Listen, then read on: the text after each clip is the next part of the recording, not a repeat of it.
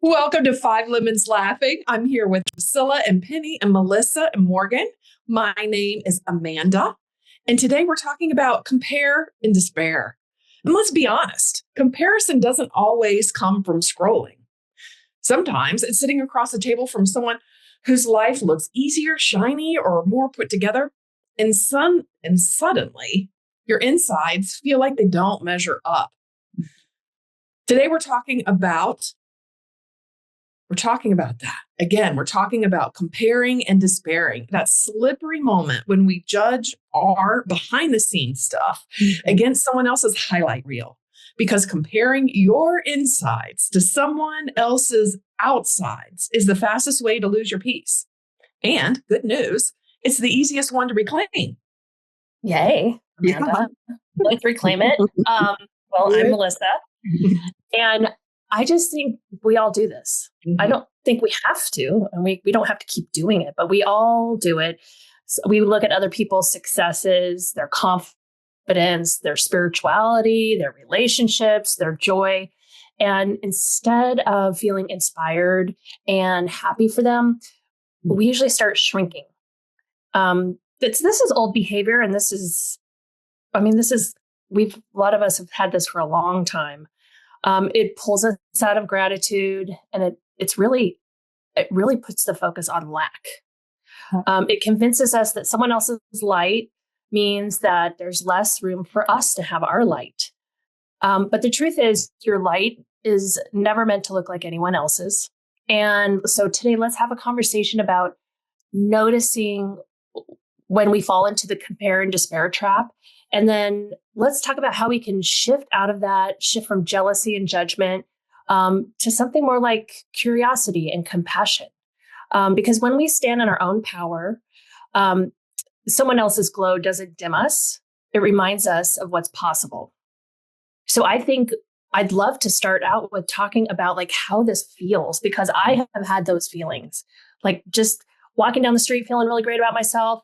And I see something that I am comparing myself with, and then it's like my guts fall out, or I get sick to my stomach, and I go into despair. And then all of a sudden, and then for me, that's like a tidal wave. Like it starts there, and then it just, see, I'm bad. See, this is what happens. I'm not doing that much anymore, but that's usually how it feels inside of me. Well, I've been doing it a little bit lately. Yeah, a little bit. Oh my gosh. Thanks, Melissa and Amanda, for that great introduction to the topic today. I found myself comparing and despairing last week. It was it was like a week and a half ago.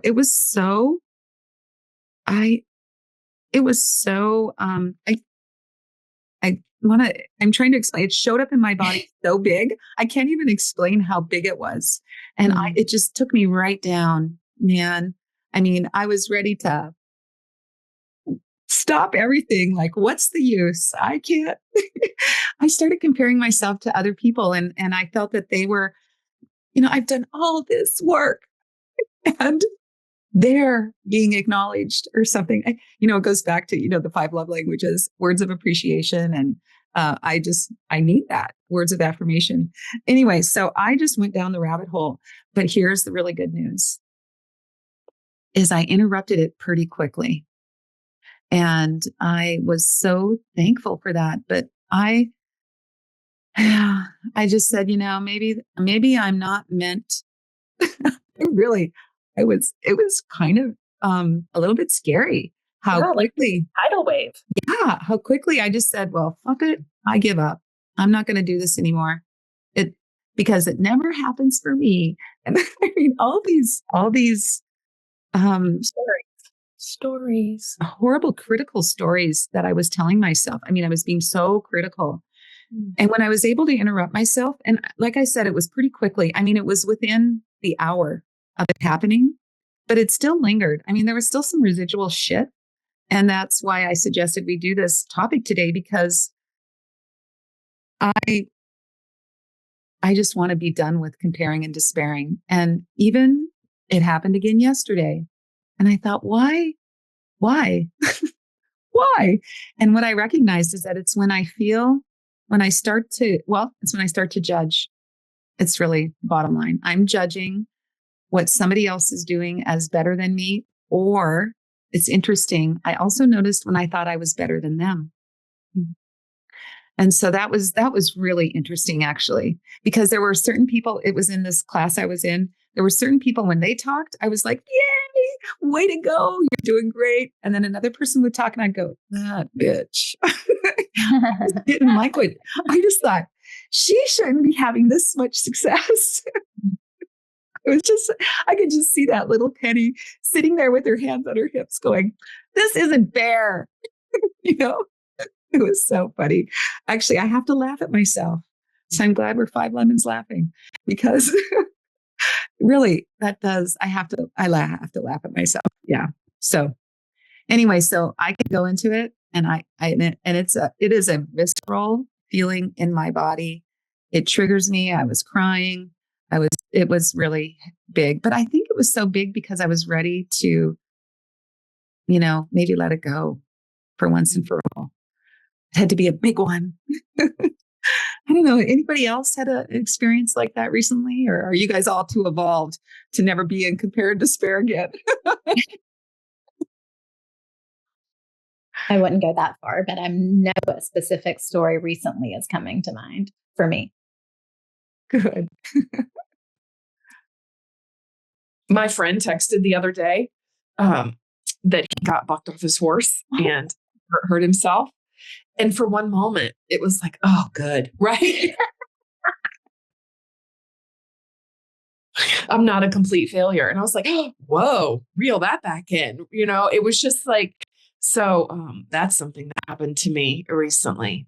It is like, so I felt like on the grand scheme of things, like really, as I had a chance to pull back and look at it, like I'm down here, right? Like my body's hurt. So if we're talking about levels, so I'm down in a low level as far as my body functions go.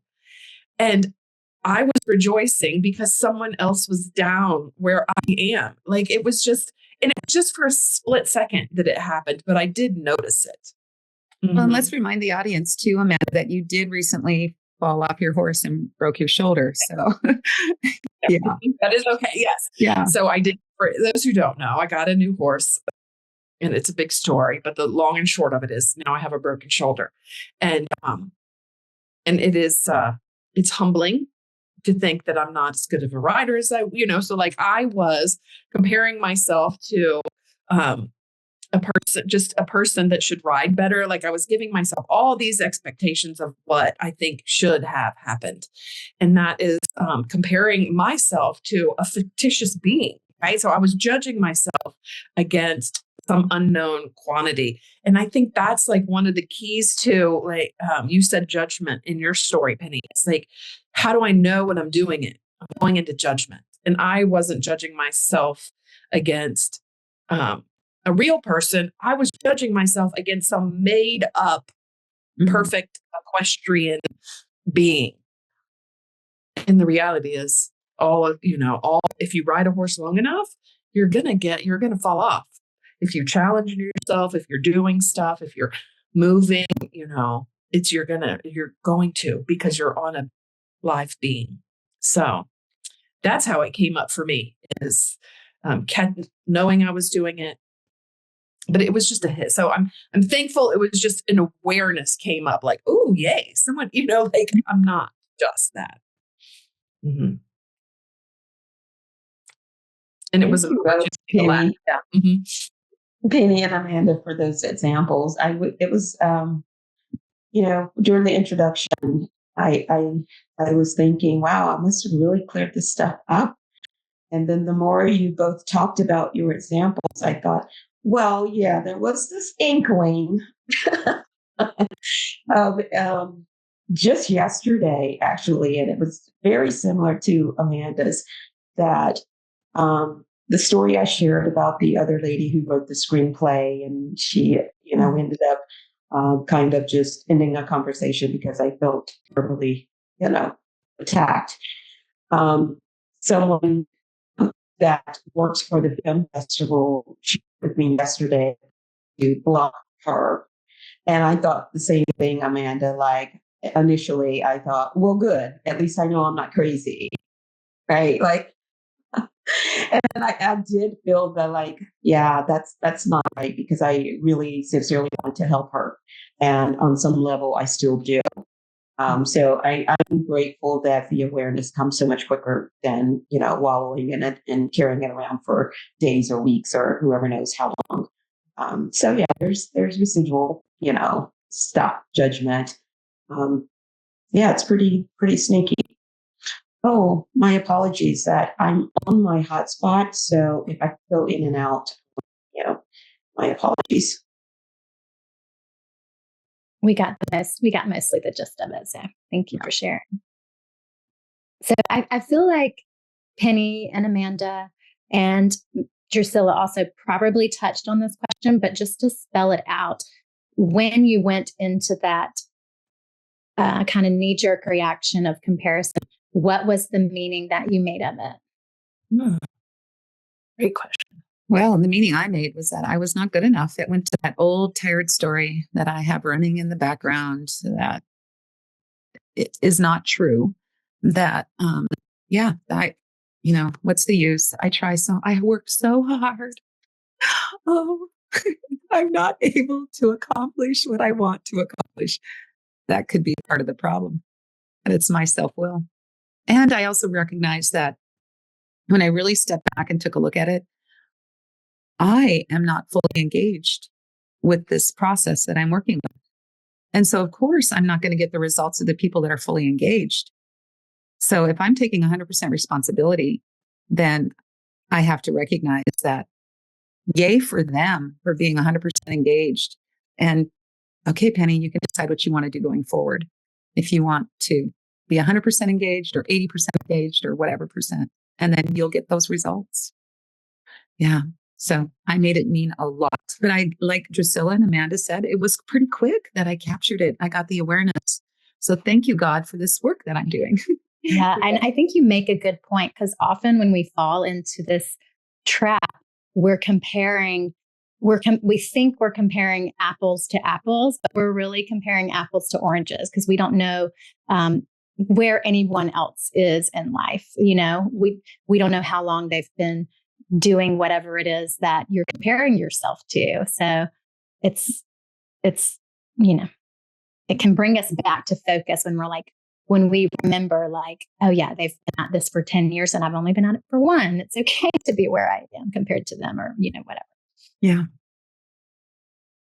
And Morgan, on a call we had earlier today, we were talking about Course in Miracles lessons and lesson 309. And quote from that lesson was, projection is a mirror, not a fact. So for me, that just I wrote it down, obviously. It stuck out because that for me is what the compare and despair is. There's something about me projecting on them. So then I judge it, good or bad, them good or bad, me good or bad. But none of it is a fact. It's literally these thoughts we're having. And I've been listening to a lot of Michael Singer's recent podcasts. And he says over and over, we have zillions of thoughts every day. We have chosen to pull some out and hold on to them and let everything else go. And so we have the choice to, rather than pull the thought, we're not that good, or pull the thought of, she has such a pretty wardrobe, I wish I had that wardrobe. We have the choice of pulling a different thought or not having that. So I just think that we talked a little bit about the story, like this. And for me, when compare and despair was a thing in my life, it was the story I was telling myself about. It's not a fact. It was the mirrored story. Oh, they must have this and that, and they must, she's so classy or whatever. And then the story about myself.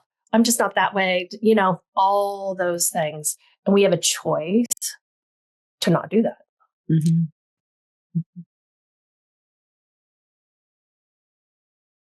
Well said, Melissa. Oh. Morgan, could you ask that question again? Because when you asked it, something popped up in my mind.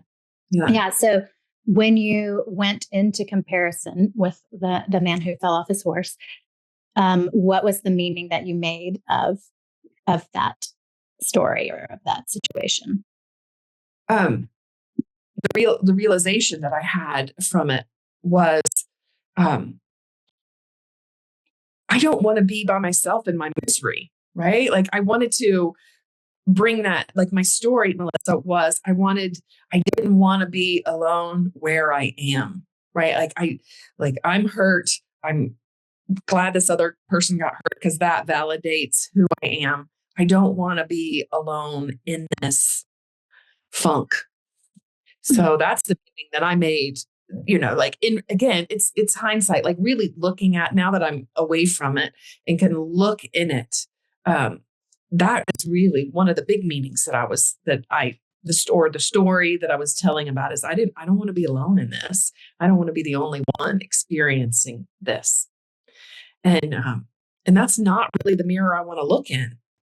Talking about like, if we get to choose our stories, if we get to pull out anything and attach to anything, then that's not the story that I want. That's not the image that I want looking back at me. Mm-hmm.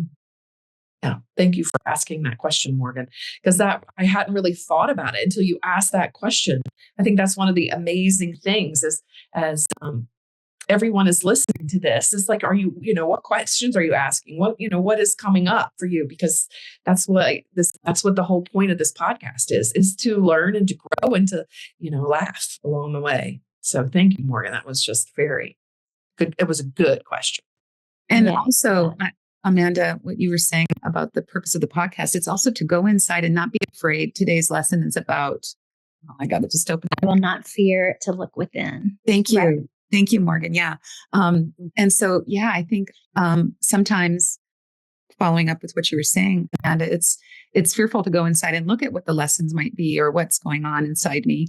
And so that is, if we can just blow that up, it is much better to go inside and figure out what's going on, because then you can just have peace, right? You have peace once you figure out, oh gosh, I really want other people to hurt when I'm hurting, or I really don't want people to succeed when I'm not, Yeah. Yeah. So, beyond just listening to the episode, if you want to take it deeper, contemplate some of these questions that we're asking each other, later on or tomorrow when you're doing your quiet time or whatever. Think of a time that you went into this comparison and try to recall what it felt like in your body. Try to recall the thoughts that you were having and go through some of these questions on your own. That's how we excavate them and transmute them. Oh, great points. I will say for me, I don't think I've heard you all say this word yet, but for me, it was blame. Mm-hmm. Did I want to take responsibility for the situation that happened, the big blow up? And I think I was carrying around a little bit of blame, or at least questioning that I have a role in that situation. And then when this other person said they experienced the same thing, then I could let myself off the hook, right?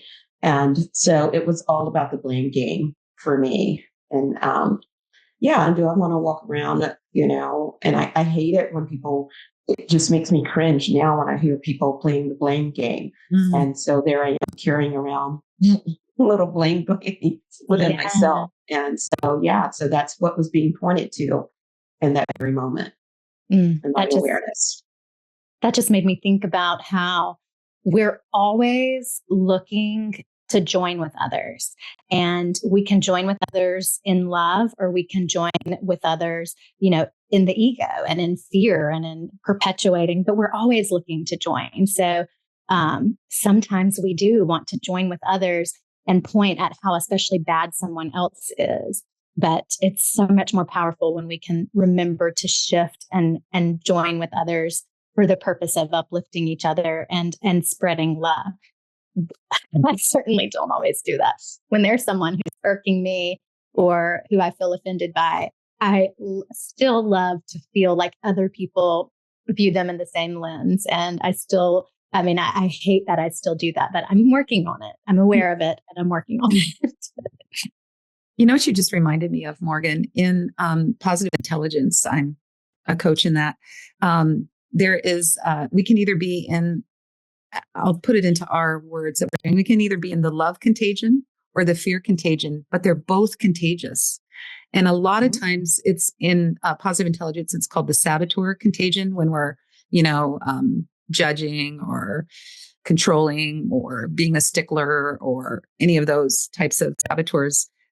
That's contagious. And so me over here trying to be in my loving heart, I really need to do all the work to stay in my loving heart so that I don't get hijacked by somebody else's saboteur or fear contagion. And so it's a process and it takes work. Well, okay, maybe it doesn't take, well, it does. It takes work. Life is a program of action, and we do need to take actions to keep ourselves in our loving hearts. And yeah.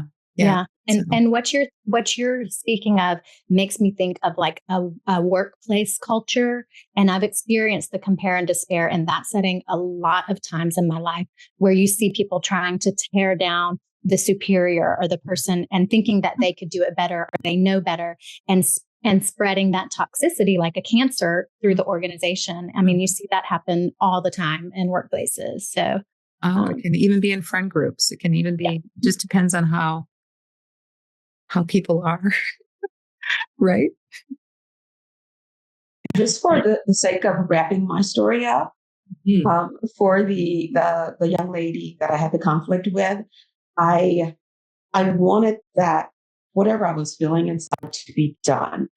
And so I asked Holy Spirit to come in and make, erase the whole incident and to make our relationship back whole and perfect.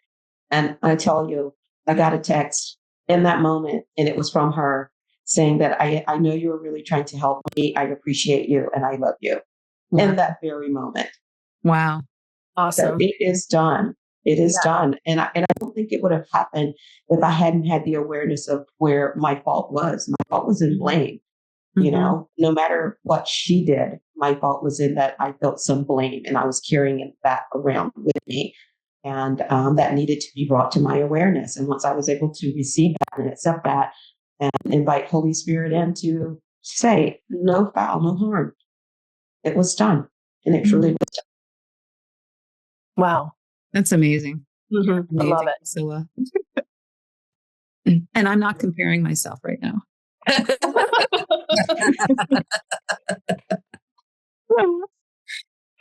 I'm inspired by you. That's the difference. I could have gone, oh my God, Drusilla's so amazing.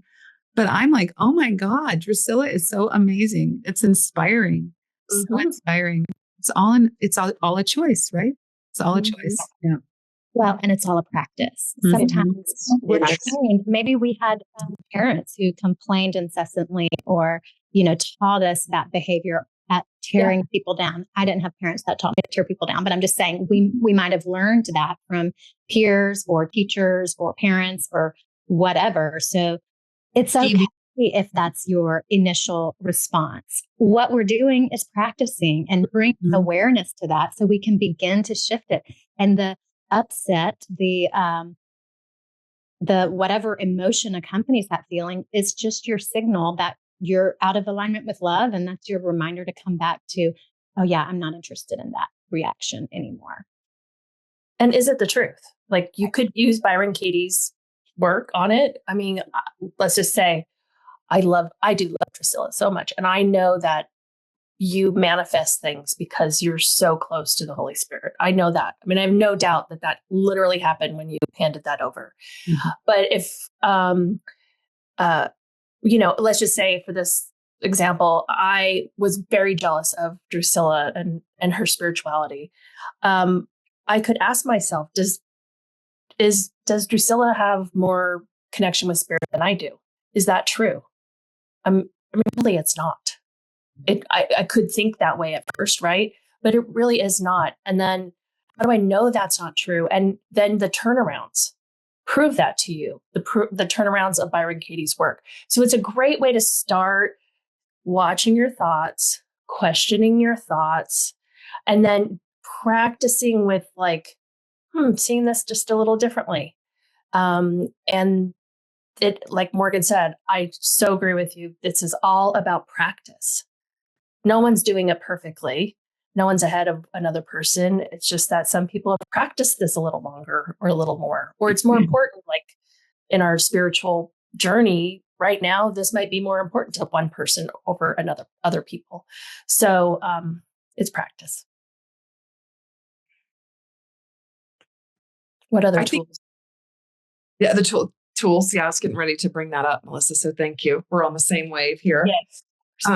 I think one of the big tools Drusilla pointed out was not trying to change all these behaviors by yourself. Yes, like in community and all the retrospect and all the practice. But Drusilla said something key. She turned it over to the Holy Spirit. And it doesn't matter what word that you use. You use the universe, you use God, you use Jehovah, whatever it is. That doesn't matter. It is tapping into the universal force that connects us and calling forth help. Like, I need help with this. I'm going to give this to unconditional love and I'm asking for help. Like that's a big one, is asking for help from the unseen world and from the world that you can see, turning it over. Well, and that's a great point too. And what A Course in Miracles tells us is that a little willingness is all that's required. And I think for most of us, the 5 of us here who have taken several of Power of Love Ministries programs, Jennifer Hadley's programs, we would start with that willingness. And it's so interesting when you declare, for example, as it relates to this episode, I'm willing to stop comparing myself to others. And let's take it back a step further. I'm willing to notice when I'm comparing myself to others. I'm willing to notice when I have the tendency to be envious of what others have or to think I'm better than others. When you just make that simple declaration and mean it with your heart, it's crazy how much you start noticing it. Yeah. It's crazy how much you start noticing it. And that really is the first simple step, because you can't change something that you're not aware of. Correct. Yeah. Bouncing off that, Morgan, is when I first started listening to Jennifer, like, I'm willing to be whatever. She also says, I'm willing to be willing to see this, right? Like, however removed you need to be so it feels real, right? Like, I'm willing to be willing to be willing to be willing to be willing to notice when I'm comparing, to notice when I'm judging. Yeah. And then some other tools that I like around this is to shift, like when I get that ping, that ping of pain, like somebody has something that I don't have, to shift it, to use that as my ding, ding, ding, my alert that this is my opportunity to bless them, as Drusilla said, and to be genuinely excited for them. Like, oh yeah, good for them that they have that. And to express gratitude for them for showing you what it is that you would like for yourself. Abraham Hicks talks all the time about the 3-step law of attraction manifestation process. And the first step is to launch your rockets of desire, is how they put it. So bless this person. Thank them for showing you, like, that is what I would like for myself. And another way to practice blessing others is to just restate, like, what I wish for myself, I wish for all of my brothers and sisters. Maybe not the same exact form, but the feelings that are underneath it that the thing represents. And then the last tool that I'll share is, I love in Louise Hay's You Can Heal Your Life. She shares a story about one man who used to just go around, and every time he saw something that he liked or would like to have or be or experience, he would just affirm, that is for me. That's for me. That is for me. And so, so just shifting from envy and jealousy and, like, ill wishing for people, and just making the conscious decision that whenever I feel that itchy, scratchy feeling, like I want to go in that direction, I'm going to go the other direction and bless them instead and claim what is my birthright. I mean, God's not withholding anything from us. We're the ones who get away from ourselves. And to build on that, Morgan, I can take it as evidence that they've been able to accomplish this and I can accomplish it too. It's possible. If they can do it, I can do it. And I've heard many people say that I am inspired by, hey, you guys, I'm nobody special. I just did the work and you can have it too. And here are the steps. And if I choose to take the steps or not, that's up to me. And we are individuals. Not everybody's steps works for everybody. That's my disclaimer here. Yeah, you can have it too, but your journey is uniquely yours. Yeah. So don't look for that anecdotal evidence in what has worked for other people. Mm-hmm.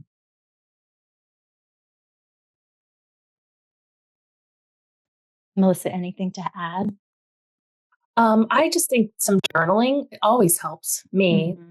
Journaling, for example, this would be a good lesson or something you manifested in your life to look at to say, why is it that I think that person can have that, but I can't? Why is it that I think that person's better than me when we're all the same?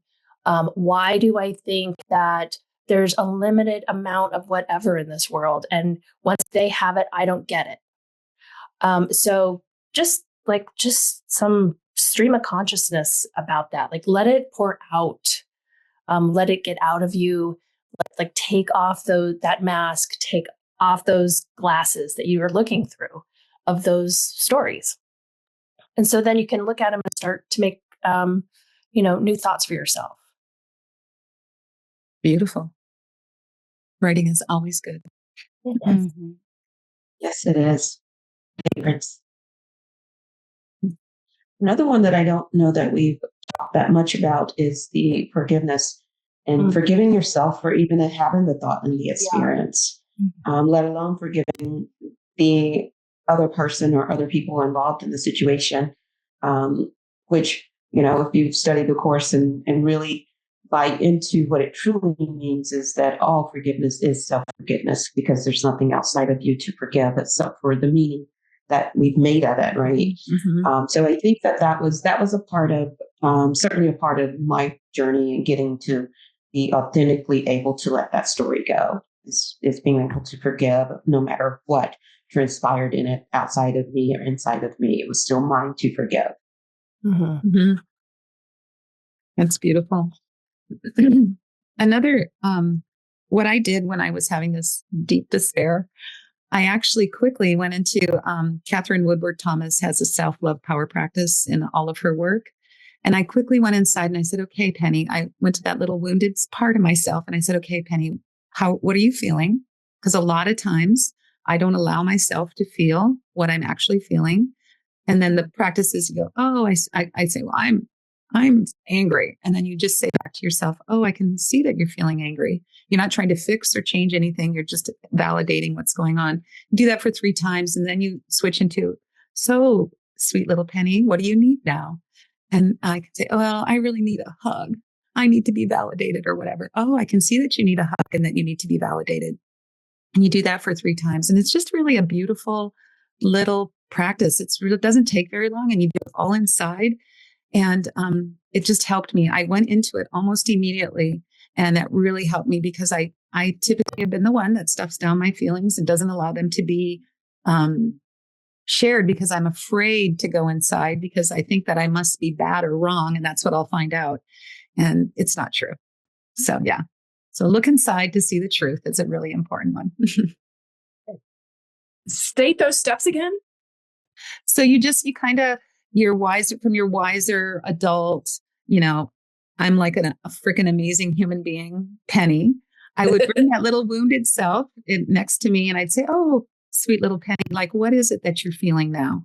What are you feeling now? And then she answers, I'm pissed or whatever. And then you go, oh, I can see that you're feeling pissed. What else are you feeling? I'm feeling like I'm a loser. Oh, I can see that you're feeling like you're a loser. Is there anything else that you're feeling? And you can do it 3 or 4 times, or if the feelings keep coming, you can keep going. And then you switch into, oh, so what do you need? sweet little Penny.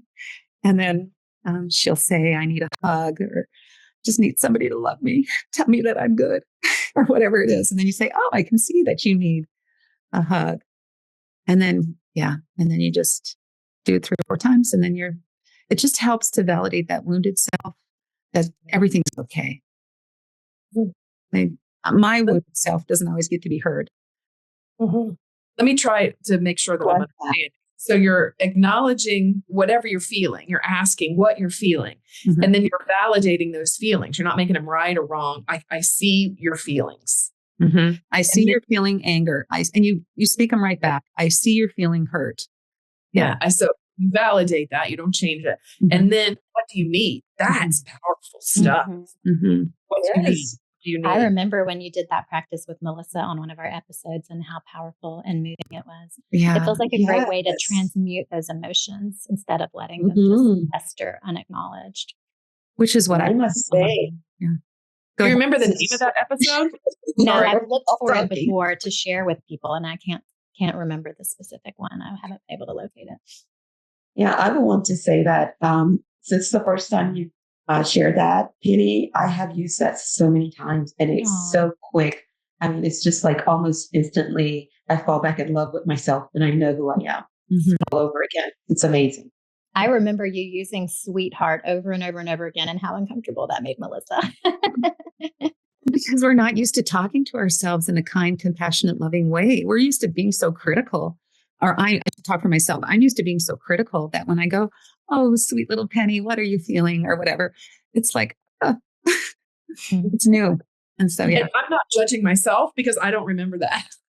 I'm hearing this for the first time. You weren't there, I think. I don't think. Okay. Good. Thank you. Mm-hmm. But, She's losing her marbles, but I'm not judging you. It's like my ears are hearing it for the first time. I'm like, wow, that's some powerful stuff. Yeah.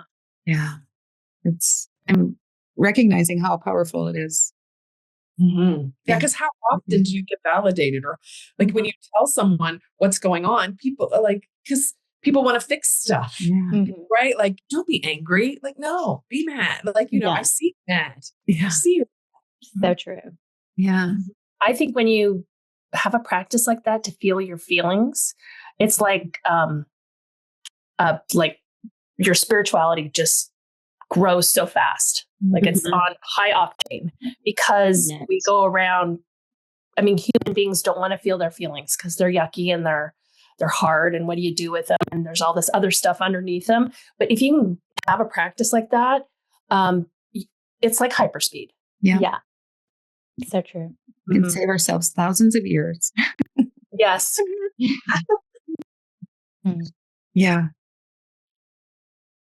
Any final thoughts? I don't have any. I feel complete. Wow. So I can't wait to hear your post-its, Penny. Get this. Now, this is just something really interesting that I'm becoming aware of that I'm forgetting. I forgot until like 30 minutes into the episode to do post-its because I was so in it, I guess, because I was so in it. That's good. Right? That's okay. Yeah. So the first one that I thought of was look inside and see the truth. I think that's really important to do. And life is a choice and a practice. Everything we do in life is a choice and a practice. And then I loved it when I think it was Morgan that said that despair is the signal that I'm out of alignment with love.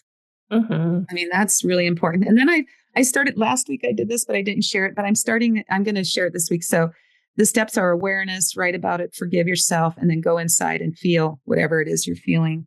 Awesome. Because, that's really what it's all about. So, wow. Thank you, listeners, for tuning in to this amazing episode about despair and compare. Who would have thought that we'd have an amazing episode about despair and compare, right?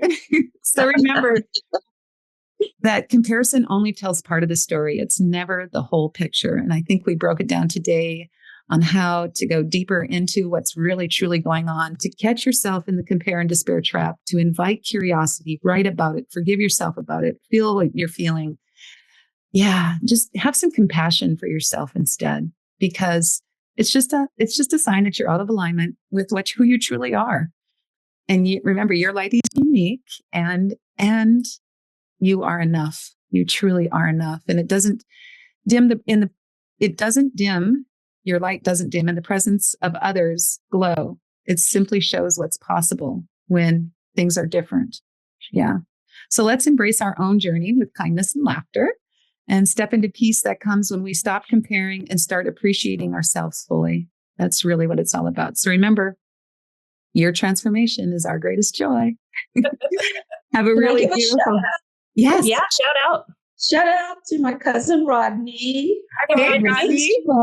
Yay. Glad to know we have some gentleman listeners out there. I'm assuming Rodney is a gentleman. I shouldn't assume. Yes. That is awesome, Rodney. Thanks, so Rodney. Have you as part of our Lemonettes. 5 Lemons Laughing. You can find us on the web at www.5lemonslaughing.com, 5 spelled out, and on all the podcast channels. So have a great rest of your day, everyone. Bye. Bye, everyone. Bye-bye.